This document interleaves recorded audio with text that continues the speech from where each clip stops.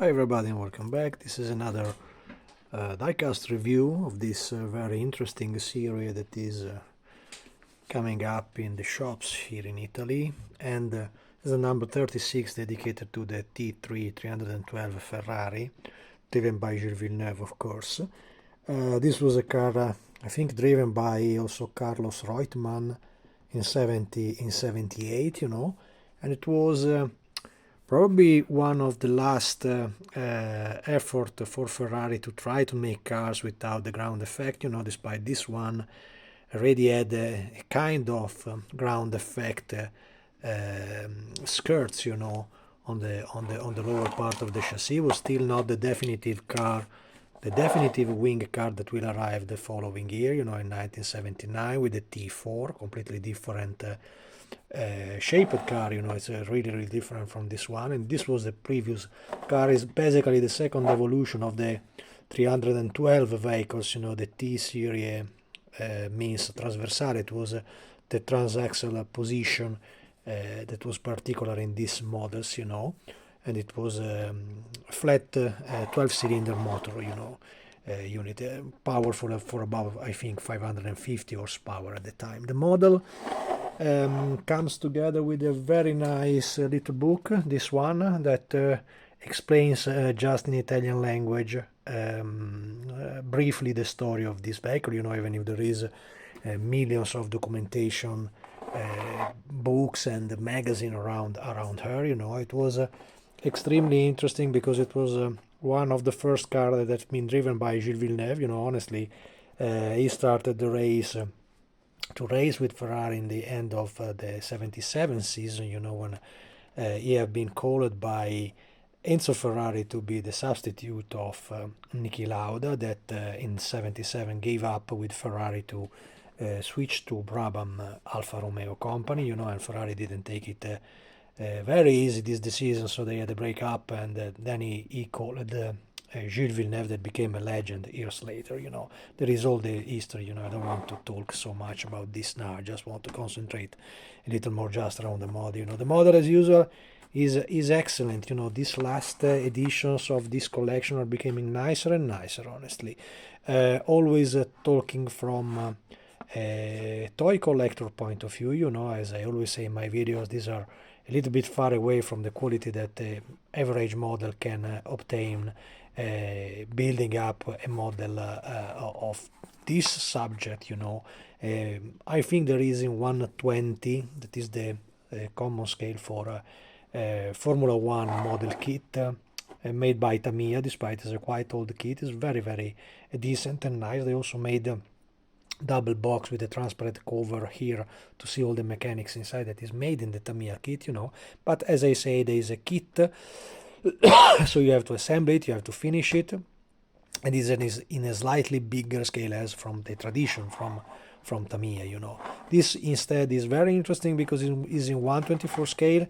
As usual, we have a little bit folded front wheels. It's probably is my condemnation, in this series, to have probably this front right wheel that is constantly bended in my model. At least this time the wing seems straight. Usually the final assembly is not the best one in this model. These are very cheap models, for the stuff that they gave you. You can buy this stuff for neither 30 bucks, so 30 euros, you can have this model, and the price is also including that transparent, very nice and clear showcase, so you can show up your model if you don't have a proper showcase to show them up with the proper light. You can also just cover the plastic showcase over that, and it is absolutely is the 5 euros of different from the ordinary series of the Formula 1 car that arrive even in the same shop for 25 euros. So they are, in my opinion, extremely cheap, and not so much to say. So the taste is quite basic, that many collectors of this type of toys will fall in love with them because they look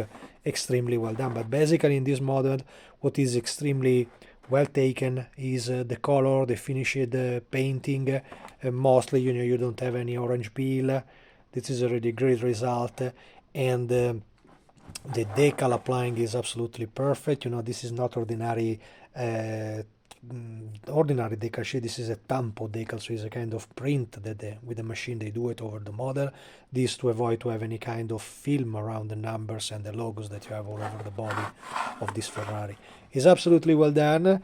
My only concern is about first of all, about the name of Gilles Villeneuve, because you know he's my favorite pilot, and so every time that arrives something on the market that is dedicated to Villeneuve, I love it. But I remember that because it was still around, you know, in 1978, it was a little kid, and there was already in love with Formula One and already in love to Gilles Villeneuve. With my granddad, you know, he was a car mechanic. He worked for Fiat. He worked on trucks, so he was the one that gave me this sickness to become a piston head, you know. So I just remember that the writing about Gilles Villeneuve was not so nicely done like they did it here, but they mostly had that ugly letters from the 70s with just written over Gilles, Gilles. Really, really ugly, something that you can buy in very cheap shops for that. But that was so typical over this car, and I will remember because I had the poster of this in my bed. Is also quite well done the detailed part about the chrome finishing, you know, over the wings and all over the rest of the model, also inside the wheels, on the rims, you know. This was a car that I think also in reality didn't have the big logos of the writing, because back in time I think it was a Michelin car, so it was not a Goodyear car like they arrived to be in the 80s, you know. So this was a Michelin vehicle, and usually Michelin had a very small logo over there that was nearly very hard to see, so it was not so visible like the following cars. Also, that is quite correct, you know. Of course, it's more oceanographic with white writings and so on, like the car from the late 80s and the early 90s, you know. But this is not the moment to have that kind of detail.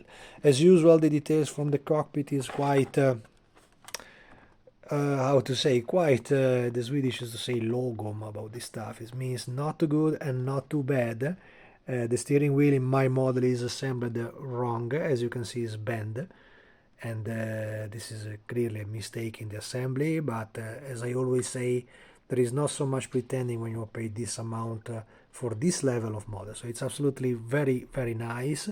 My suggestion is always to get it and always to collect it, but always remember that you are not collecting anything special. You know, I never consider this type of models like something that is a masterpiece. You know, sometimes I see videos about people claiming that Exoto are so perfect model. They are all just toys. So I always think that the average model is able to do, with a little more personal effort, an incredibly better result than what they do here. Because here everything is strictly connected to the money that you pay for. So you pay for $30, it means that the object is valued $10. So the measure is this one, to have an idea. Anyway, once again, another extremely well done model, and my tip is always, if you can, to collect it and take it for your personal collection. You know, it's very interesting because it's a Villeneuve car, it's a Ferrari Formula One car, and is in 1/24 scale, so you are able to place it beside everything you have. You know, this is the brand new body that I made for the Porsche RSR, so it's nice to see how was the dimension compared to a 911 of the Formula One car. You see, the 911 was not a whale like modern cars are. That was a very pretty nice proportionate car, you know, and the dimension of the Formula One, despite the wings, was mostly the same stuff, you know. What was different was, of course, the power. This was 550 horsepower car, that other was 283 to 300 horsepower, not more, you know. And that's it, guys. So my tip is always, if you find them, always collect them and enjoy them for what they are. Thanks a lot for watching, and see you in the next.